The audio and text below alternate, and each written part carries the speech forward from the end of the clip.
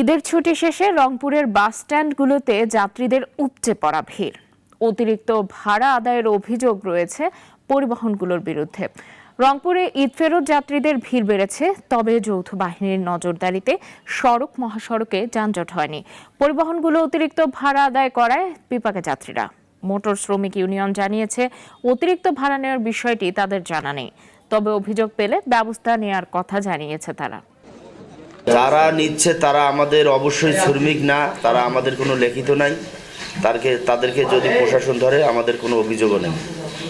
যে গাড়িগুলো সিঙ্গেল রংপুর থেকে ঢাকা যাচ্ছে সেগুলোতে হয়তো বা 1000, 1100, 1200 টাকাও খুব কম, 1000এই বেশি। সরকার 800, 700, 1000-এর মাঝেই আর কি যাচ্ছে। 1000-এর উপরে কেউ ভাড়া দিচ্ছে না যাত্রীরা। আমাদের পক্ষ থেকে মনিটরিং করা হচ্ছে। আমাদের সাথে সাথে আমাদের এখানে ক্রাইম ডিভিশন আছে, সিটিএসবি ডিভিশন, ডিবিকো ডিভিশন আছে, সাথে আমাদের র্যাব আছেন।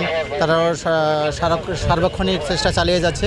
কেউ যদি কোনো রকমের আইনের ব্যত্যয় ঘটে তাহলে তাদেরকে আইনের আশ্রয় নেওয়া হবে, আইনগত ব্যবস্থা নেওয়া হবে তাদের বিরুদ্ধে। এখানে এসে টিকিটের দাম দেখছি অনেক বেশি, 1500 করে চাচ্ছে ঢাকা যাওয়ার। টিকিট পাওয়া যাচ্ছে না এখনো, 500 টাকা টিকিট 1500 টাকা নিচ্ছে এখন, তারপরও টিকিট পাওয়া যাচ্ছে না। এবার যাত্রীরা অনেক কমে যেতে পারছে।